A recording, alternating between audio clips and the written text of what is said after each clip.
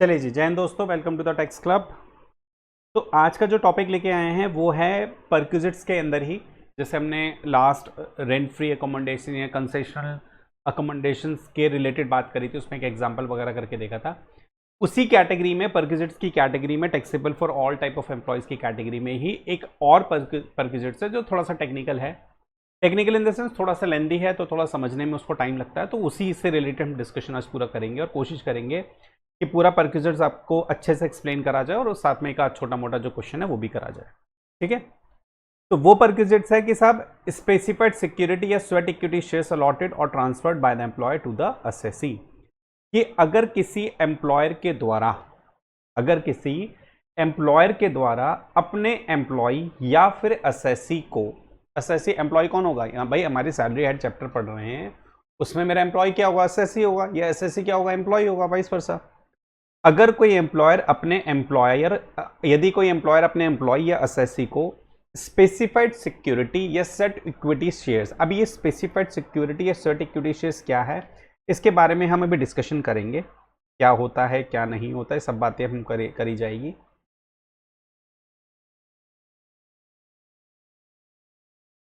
Specified security या फिर sweat equity shares, इन दोनों से रिलेटेड हम बातें भी करेंगे। तो कहता है कि रूल 38, भाई देखिए, जैसे सेक्शन 17(2)(8) के अंदर हमें परक्विजिट डिफाइन है। परक्विजिट्स में हमें 17(2) में परक्विजिट डिफाइन में उसका सब क्लॉज 8 में डिफाइन है कि सब स्वेट इक्विटी शेयर्स या स्पेसिफाइड सिक्योरिटी अगर कोई एम्प्लॉयर अपने एम्प्लॉय को इश्यू करता है, अलॉट करता है, तो उसकी जो वैल्यूएशन वगैरह की बात है ना, वो रूल 38 में करी गई है। उसमें बताया गया रूल 38 में कि कौन सी वैल्यू को हम कंसिडर करेंगे परक्विजिट की वैल्यू मानने के लिए, और किस तरह से उस पर टैक्सेशन के प्रोविजन एप्लीकेबल होंगे। बहुत ही आराम से इस प्रोविजंस को पढ़ेंगे, थोड़ा सा टेक्निकल कहीं पर हो सकता है, लेकिन आराम से पढ़ेंगे, बिल्कुल चीज समझ में आएगी आपको। देखिए जी, कहता है कि value of any specified security या स्वेट इक्विटी शेयर्स। अब जो स्पेसिफाइड सिक्योरिटी या स्वेट इक्विटी शेयर्स हैं, पहले इसको समझ लेते हैं साहब, क्या है ये।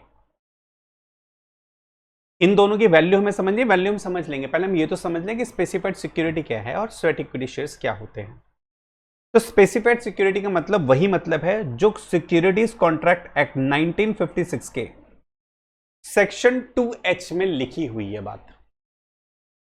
अब अगर हम सिक्योरिटीज कॉन्ट्रैक्ट एक्ट 1956 के सेक्शन 2H में जाएं तो वहां पे लिखा है security mean shares, bond, debenture या और भी दुनिया भर की बातें उसमें लिखी हुई है। तो वहां पर सब सिक्योरिटी की डेफिनेशन के कैटेगरी में फॉल होते हैं। तो अगर हमें सिक्योरिटी को बहुत ज्यादा डिटेल में समझना है तो हमें सिक्योरिटीज कॉन्ट्रैक्ट एक्ट का सेक्शन 27 पढ़ लीजिए, वहां पे लिखा हुआ है shares, debenture, bond, script, stocks, ये सब सिक्योरिटीज के अंदर फॉल होते हैं। अब स्पेसिफाइड सिक्योरिटी क्लियर है। अब हम कहते हैं कि सब स्वेट इक्विटी शेयर्स क्या होता है, क्योंकि हमें क्या है, हमें यहां पर दोनों की बात हो रही है ना, कि भाई या तो आप स्पेसिफाइड सिक्योरिटी अलॉट कर रहे हो एम्प्लॉयर, ये तो या तो आप स्पेसिफाइड सिक्योरिटी अलॉट कर रहे हो या फिर स्वेट इक्विटी शेयर्स अलॉट कर रहे हो। स्पेसिफाइड सिक्योरिटी हमने समझ ली सब क्या हो सकती है। अब कहते हैं कि स्वेट इक्विटी शेयर्स क्या हो सकते हैं। तो कहता है कि sweat equity shares, specified security देख ली, स्वेट इक्विटी शेयर्स क्या हो सकते हैं। कहता है कि means equity shares issued by company to its employee और डायरेक्टर्स, डायरेक्टर मतलब employee cum director, at discount और for consideration other than cash, या फिर डिस्काउंट में इश्यू करे हैं। क्या इश्यू करें? शेयर्स इश्यू करें, इक्विटी शेयर्स होंगे। इक्विटी शेयर जो कि इश्यू करे गए हैं कंपनी ने अपने एम्प्लॉय को या डायरेक्टर कम एम्प्लॉय को एट डिस्काउंट और for consideration other than cash, या तो डिस्काउंट पे या फिर कैश के अलावा किसी और वजह से इश्यू करे हैं।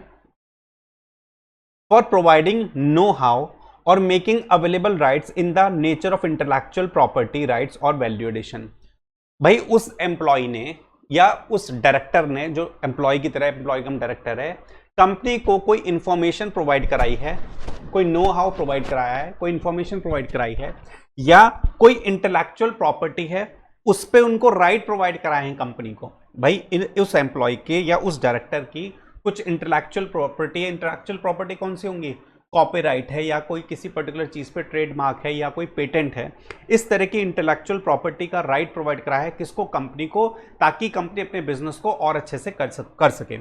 हो सकता है इस एम्प्लॉय डायरेक्टर के पास कुछ ऐसे ट्रेडमार्क, कॉपीराइट वगैरह हो जो कंपनी के बिजनेस को प्रमोट करने के लिए, कंपनी के बिजनेस को ग्रो करने के लिए हेल्पफुल हो सकते हैं। तो ऐसे इंटेलेक्चुअल प्रॉपर्टी राइट को प्रोवाइड कराया गया है इन एम्प्लॉय के द्वारा। तो अब इन्होंने कंपनी को बेनिफिट कराया, इंटेलेक्चुअल प्रॉपर्टी प्रोवाइड कराए या कोई इंफॉर्मेशन प्रोवाइड कराई, नो हाउ प्रोवाइड कराए। बदले में कंपनी ने कहा कि भैया आप हमसे शेयर्स ले लो। बदले में कंपनी ने क्या कहा कि आप हमसे शेयर्स ले लो, चाहे डिस्काउंट पे ले लो, या तो डिस्काउंट पे दे रहे होंगे या फिर फ्री में दे रहे होंगे या फिर किसी और कंसिडरेशन, मतलब सस्ते रेट में आपको शेयर्स प्रोवाइड कराई दिए जाएंगे।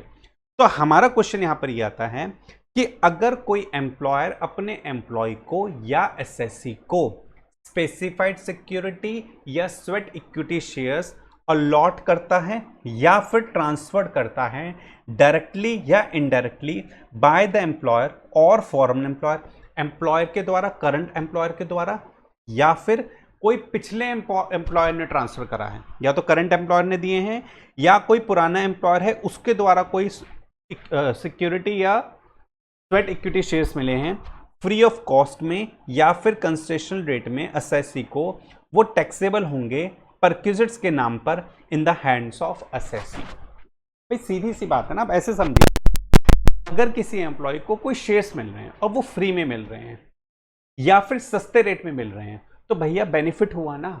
अब एम्प्लॉयर ने अपने एम्प्लॉय को किसी तरह का कोई बेनिफिट कराया, परक्विजिट्स की डेफिनेशन में फॉल हो गया। क्यों? क्योंकि सेक्शन 17(2) कहता है, सेक्शन 17(2) का क्लॉज 8 कहता है, 7(8) जो भी हो वो बोलता है। अगर हम इसके, आप यहाँ पे सेक्शन 17(2) की भी अगर हम बात करें, वहां पे भी अगर अब इसको देखा जाए तो यहां देखिए,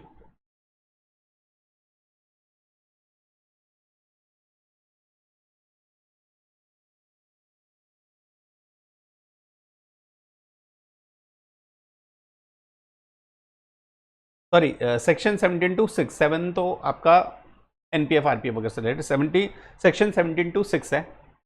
value of any specified security या स्वेट इक्विटी शेयर्स अलॉटेड और ट्रांसफर डायरेक्टली और इनडायरेक्टली बाय द एम्प्लॉयर और the firm employer free of cost या फिर कंसेशन रेट में to the SSC. Section 17(2) clause हमारा 6 है। ठीक है जी। तो यहां पर हमें बात लिखी हुई है, अब उसी को हम डिटेल में और पढ़ रहे हैं। अब वहां पे तो खाली एक लैंग्वेज लिख के छोड़ दिया कि भाई परक्विजिट्स होता है, लेकिन परक्विजिट्स पे वैल्यूएशन कैसे करेंगे, हमें यहां पर वो बात समझनी पड़ेगी। देखिए, तो पहली बात हो गई। अब उसके बाद कहते हैं कि value of any specified security या sweat equity share shall be the fair market value. अब अगर हम एग्जांपल के तौर पर इसको समझें, अगर हम इसको एग्जांपल के तौर पर समझें, मान लीजिए हम अपना एग्जांपल रिलायंस लिमिटेड पे ही लिमिटेड रखते हैं। रिलायंस लिमिटेड ने मिस्टर आर को 1000 शेयर्स 50% डिस्काउंट पर प्रोवाइड कराए। रिलायंस लिमिटेड ने मिस्टर आर को 1000 शेयर 50% डिस्काउंट पे प्रोवाइड कराए। मतलब 50% डिस्काउंट पर प्रोवाइड कराए कि आज इस शेयर्स की जो वैल्यू थी वो थी 100 रुपए पर शेयर। तो 1000 शेयर मेरे 1000 इंटू 100 1 लाख रुपए के होते हैं, लेकिन कंपनी ने कहा भैया हम आपको 50% डिस्काउंट पे प्रोवाइड कराए हैं, तो 50% आपका डिस्काउंट हो गया और 50,000 रुपए आपके शेयर्स हो गए, 50,000 रुपए के। ये तो हम कैलकुलेशन करके देख लिया। लेकिन इनकम टैक्स प्रोविजन थोड़े से अलग है। अभी ये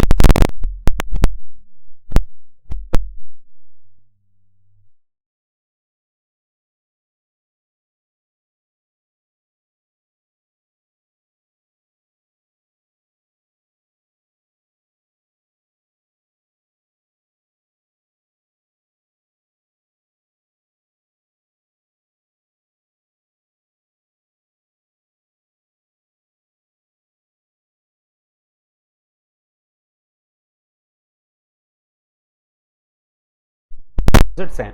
अब परक्विजिट्स की वैल्यूएशन कितनी होनी चाहिए? हमने कहा भैया 1 लाख के शेयर्स थे, इसको 50,000 डिस्काउंट पे मिल गया, तो 50,000 रुपए वैल्यूएशन होनी चाहिए। ये हम लेमन टर्म में समझ रहे हैं, लेकिन प्रोविजन थोड़े से अलग है। प्रोविजन सीधा स्ट्रेट फॉरवर्ड ऐसी बात नहीं करते, वहां पे और भी बहुत सारी बातें लिखी हैं।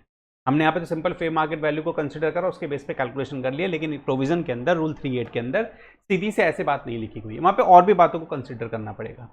तो हमें पहले समझना पड़ेगा कि हम किस शेयर्स की वैल्यूएशन की बात करें। अगर कोई कंपनी अपने एम्प्लॉय को किसी वजह से इंटेलेक्चुअल प्रॉपर्टी राइट या फिर किसी और रीजन की वजह से कोई शेयर्स अलॉट करती है फ्री में या किसी कंसेशनल रेट में, तो ऐसे शेयर्स जो एम्प्लॉय को मिले हैं वो परक्विजिट्स की कैटेगरी में आएंगे। और उन शेयर्स की, अब ये वाले जो शेयर्स मिले हैं, ये वाले जो शेयर्स मिले हैं इसको, इसकी हमें जब वैल्यूएशन करेंगे ना, वो हमें रूल 38 के अंदर देखना पड़ेगा। हम सिंपल इस तरह से नहीं कर सकते, ये सब ऐसे नहीं होगी। यहां पे तुमने बड़ा सिंपल सिंपल लिख दिया कि 1 लाख के शेयर से 50,000 डिस्काउंट था, 50,000 रुपये में मिल गया, 50,000 रुपये शेयर्स की वैल्यू में बेनिफिट हो गया। नहीं सर, ऐसे नहीं बात होगी। हमें अभी तो सिंपल इतनी बात पड़ा है कि रिलायंस लिमिटेड ने मिस्टर आर को 1,000 शेयर दिए। अब इनकी वैल्यूएशन को हमें रूल 38 के अंदर समझना पड़ेगा। अब रूल 38 में क्या बात बोली गई है, जरा देखते रूल 38 में क्या बात बोली गई है। अब यहां पर ना एक बहुत इंपॉर्टेंट लाइन लिखी हुई है, इसको जरा ध्यान से समझना। ये वाली जो लाइन है ना, ये बहुत इंपॉर्टेंट है। क्यों? क्योंकि इसमें दो बातें लिखी हुई हैं इस लाइन में। कहता है कि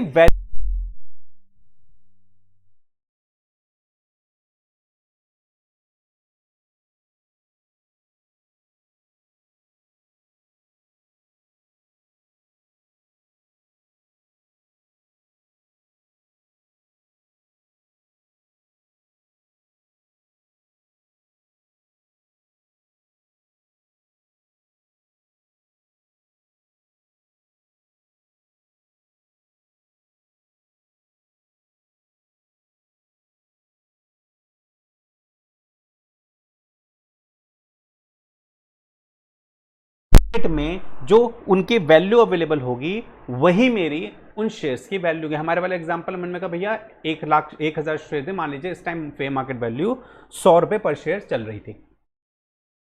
हमारे वाले एग्जांपल में 1,000 शेयर्स थे, हमने मान के चला कि भैया इस टाइम जो फेयर वैल्यू है ना, फेयर मार्केट वैल्यू, वो 100 रुपए चल रही, तो 100 रुपए के हिसाब से हमने कैलकुलेशन कर दिया कि 1,000 शेयर्स की वैल्यू 100 रुपए थी, तो 1,00,000 वैल्यू होगी, लेकिन 50,000 का सिर्फ डिस्काउंट है, 50,000 पे करने पड़े, तो उसके हिसाब से हमारे पास 50,000 का परक्विजिट्स हो गया। ये हमने अभी हमारी जो फेयर मार्केट वैल्यू के बाद उसके हिसाब से बातें फिट बैठ रही नहीं, लेकिन अभी और भी बातें उसमें, सिंपल इतनी बात नहीं कि फेयर मार्केट वैल्यू की हम बात करेंगे। क्वेश्चन हमारा मेरा यहां पर अब ये उठना चाहिए कि भैया कौन सी फेयर मार्केट वैल्यू, क्वेश्चन मेरा ये उठना चाहिए भैया कौन सी fair market value. Reliance Limited ने मान लीजिए जो शेयर्स अलॉट करे थे, वो शेयर्स अलॉट करे थे 1 अप्रैल 2024 को, जिस टाइम फेयर मार्केट वैल्यू थी शेयर्स की 100 रुपए पर शेयर।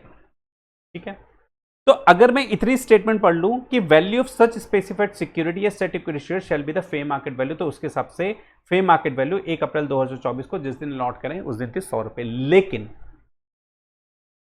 रिलायंस लिमिटेड ने उसको शेयर्स अलॉट करे, लेकिन क्या मिस्टर आर ने जिस दिन शेयर्स को अलॉट करा उसी दिन वो ऑप्शन एक्सरसाइज कर लिया? क्या उसी दिन उन शेयर्स को ले लिया, या रिलायंस लिमिटेड ने कहा कि भैया आप 1,000 शेयर्स हम ले लो, हो सकता है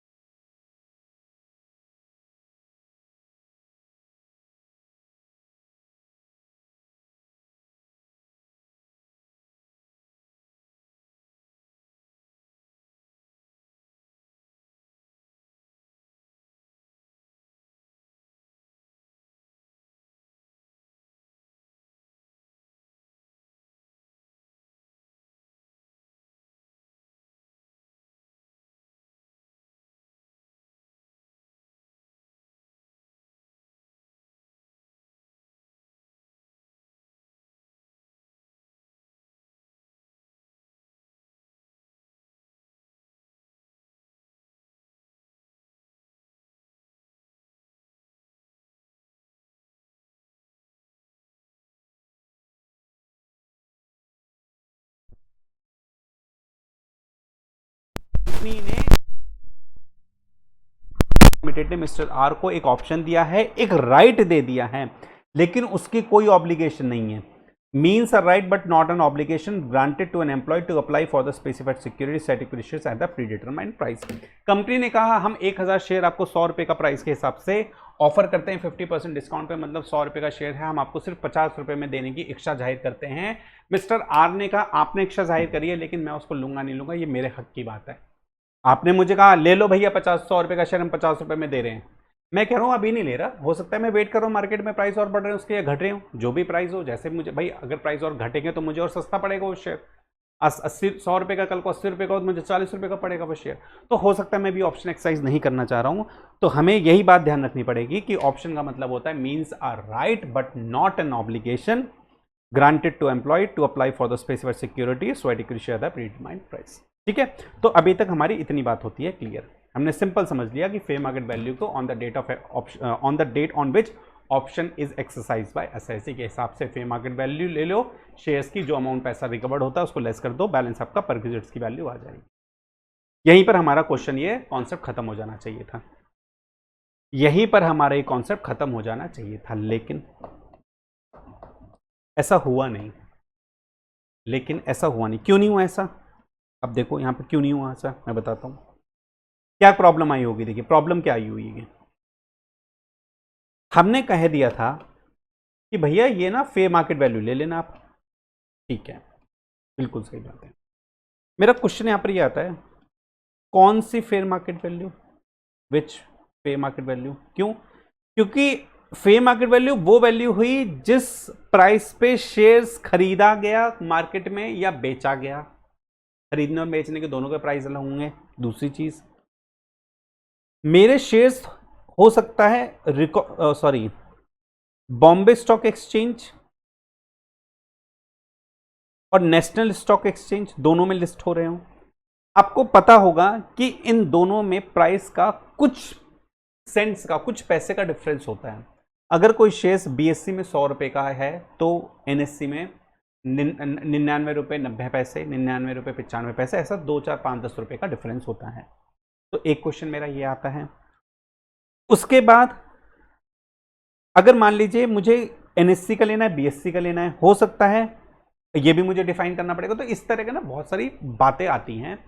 अच्छा, दूसरी चीज ये भी हो सकती है कि मान लीजिए जो शेयर्स अलॉट करे हैं वो किसी रिकॉग्नाइज्ड स्टॉक एक्सचेंज में लिस्टेड ही नहीं है, तो मैं इनकी वैल्यू कहां से निकालूंगा? क्योंकि ये तो शेयर्स लिस्टेड ही नहीं है, किसी रिकॉग्नाइज्ड स्टॉक एक्सचेंज में लिस्टेड ही नहीं है, तो मैं इनकी वैल्यू कैसे निकालूंगा? तो फेयर मार्केट वैल्यू तो बोल दी गई, लेकिन फेयर मार्केट वैल्यू मुझे पता भी तो होनी चाहिए। तो इसलिए हमारा जो अगला पॉइंट है ना, वो फेयर मार्केट वैल्यू को ही कैलकुलेट करने का कि साहब फेयर मार्केट वैल्यू कैलकुलेट कैसे करी जाएगी। देखिए अब इसमें जो पहला पार्ट है वो कहता है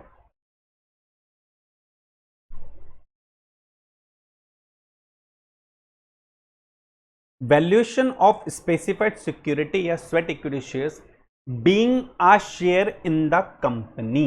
मतलब being a share in a company, किसी कंपनी में वो शेयर है, being a share in a company, company में वो शेयर है, ठीक है। तो उस केस में मतलब स्पेसिफाइड सिक्योरिटी या स्वेट इक्विटी शेयर्स यहां बोल ही रहे हैं तो शेयर ही होगा ना कंपनी में, being a share in the company, rule 38। ऐसे केस में fair market value where the shares are listed on a stock exchange. देखिए अब मेरे यहाँ पे दो कैटेगरी आएंगे, एक तो वो शेयर्स जो लिस्ट हैं स्टॉक एक्सचेंज में, और एक वो शेयर जो लिस्ट नहीं है स्टॉक एक्सचेंज में। तो पहले मैं उन शेयर्स की बात कर रहा हूं, उन शेयर्स के फेयर मार्केट वैल्यू की बात कर रहा हूं जो मेरे रिकॉग्नाइज्ड स्टॉक एक्सचेंज में लिस्टेड है। अब लिस्टेड है, ठीक है, मैंने बताया था ना अगर लिस्टेड है तो दो जगह लिस्टेड हो सकते हैं, बीएससी में भी लिस्टेड हो सकते हैं और एनएससी में भी लिस्टेड हो सकते हैं। अब मेरा पहला पॉइंट क्या बनेगा कि fair market value where shares are listed on a recognized stock exchange, सिर्फ एक रिकॉग्नाइज्ड स्टॉक एक्सचेंज में लिस्टेड है, सिर्फ on one recognized stock exchange, या तो बीएससी में है या फिर एनएससी में है, किसी एक में है। क्योंकि किसी एक में होंगे तो मेरे को प्रॉब्लम कम होगी, क्योंकि एक में लिस्टेड है मैं एक का ही प्राइस ले लूंगा। कहता है कि average of opening and closing price on the date of exercising the option on that stock exchange. देखिए फिर मैं बता रहा हूं, हम फेयर मार्केट वैल्यू चिल्ला रहे हैं, लेकिन फेयर मार्केट वैल्यू किस दिन की? On the date of exercising the option. मान लीजिए अगर ये बीएससी में स्टॉक एक्सचेंज में लिस्टेड है, average of opening and closing price, मतलब शेयर्स का ओपनिंग प्राइस क्या था, शेयर्स का क्लोजिंग प्राइस क्या था, इन दोनों का एवरेज, मतलब opening plus closing divide by 2, ये मेरा एवरेज प्राइस आ जाएगा। लेकिन एवरेज ओपनिंग कौन सा, परचेज प्राइस या सेल प्राइस, क्लोजिंग कौन सा, परचेज प्राइस या सेल प्राइस। भाई यहाँ पे मुझे यही तो बात लिखी है कि भैया अपने ओपनिंग और क्लोजिंग प्राइस का एवरेज ले लो जिस दिन आपने ऑप्शन को एक्सरसाइज करने का ऑप्शन एक्सरसाइज करा है आपने, मतलब अपना ऑप्शन एक्सरसाइज करा, उस दिन का ओपनिंग और क्लोजिंग का एवरेज ले लो, अगर एक स्टॉक एक्सचेंज में लिस्टेड है आपका शेयर्स। तो मेरे पास तो बहुत सारी क्वेश्चंस क्रिएट हो गए यहाँ पर। अब मैं यहाँ पर मान के चल रहा हूँ, दोबारा समझाता हूँ, मैं यहाँ पर मान के चल रहा हूँ एक ही स्टॉक एक्सचेंज लिस्टेड है। फॉर एन एग्जाम्पल मेरा बीएससी में लिस्टेड है, बॉम्बे स्टॉक एक्सचेंज में लिस्टेड है, और इसका जो ओपनिंग परचेज प्राइस है शेयर्स का वो है 100 रुपये, और ओपनिंग जो सेल प्राइस है, मतलब पहला जो परचेज हुआ है शेयर वो 100 रुपये का हुआ है, और ओपनिंग जो सेल हुआ है, पहला शेयर जो सेल हुआ है वो है 110 रुपये में। क्लोजिंग परचेज प्राइस था, लास्ट जो शेयर परचेज हुआ है वो है 125 रुपये में, और क्लोजिंग सेल प्राइस था वो सेल हुआ है मेरा 130 रुपये में। या तो opening average of opening and closing price कौन सा, परचेज या सेल, परचेज या सेल, कौन सा लेना है भाई। एवरेज ओपनिंग में भी परचेज सेल होगा, क्लोजिंग में भी परचेज सेल होगा, तो भैया आप हमेशा ध्यान रखना आपको लेना है सेल वाला प्राइस, ओपनिंग सेल प्राइस और क्लोजिंग सेल प्राइस। इसका मतलब मेरा एवरेज होगा 110 मेरा ओपनिंग हो गया सेल प्राइस, 110 मेरा ओपनिंग सेल प्राइस और 130 मेरा क्लोजिंग सेल प्राइस। ये मेरी जो वैल्यू आएगी 240, 100 200 240 इज इक्वल टू 120 रुपये आपका एवरेज प्राइस आएगा शेयर का। यही आपकी पर शेयर की फेयर मार्केट वैल्यू होगी, यही आपकी पर शेयर की फेयर मार्केट वैल्यू होगी। ये बात मैंने आगे लिखी भी हुई है। Closing price of a share on recognized stock exchange shall be the sell price of the last settlement on such a stock exchange. Opening price of shares of recognized stock exchange shall be the sell price of the first settlement on such stock exchange. तो हमारा भी opening जो purchase price था, sorry opening price था, वो हमने purchase वाला ले लिया, यही बात लिखी है ना। ओपनिंग प्राइस मैंने क्या लिया, फर्स्ट सेटलमेंट, सेल का मेरा फर्स्ट सेटलमेंट था, ओपनिंग मेरा फर्स्ट सेटलमेंट था सेल का, क्लोजिंग मेरा लास्ट सेटलमेंट था सेल का, ये भी मेरा फर्स्ट सेटलमेंट था, ओपनिंग मेरा फर्स्ट सेटलमेंट था, क्लोजिंग मेरा लास्ट सेटलमेंट है, ठीक है। तो average of opening and closing मतलब ओपनिंग मेरा फर्स्ट सेल सेटलमेंट और क्लोजिंग मेरा लास्ट सेल सेटलमेंट, मतलब मुझे लेना सेल प्राइस ही है, पहला sale price last sale price, इसका मुझे एवरेज लेना है। तो एवरेज ऑफ, अगर मेरा कब, मेरा स्टॉक एक्सचेंज एक ही स्टॉक एक्सचेंज में लिस्टेड है शेयर, ये तो मुझे कोई दिक्कत नहीं अगर मेरा एक ही स्टॉक एक्सचेंज में शेयर लिस्टेड है। अब मैं कह रहा हूं कि साहब अगर मेरे शेयर्स दो स्टॉक एक्सचेंज में लिस्टेड है, हमने बताया ना जैसे बॉम्बे स्टॉक एक्सचेंज और नेशनल स्टॉक एक्सचेंज दो होते हैं, मोर देन वन इसका मतलब बीएससी में भी है एंड एनएससी में भी है, बीएससी में भी लिस्टेड है और मेरा शेयर्स एनएससी में भी लिस्टेड है, ये क्या प्रॉब्लम हो गई। चलिए जी इसको भी समझते हैं।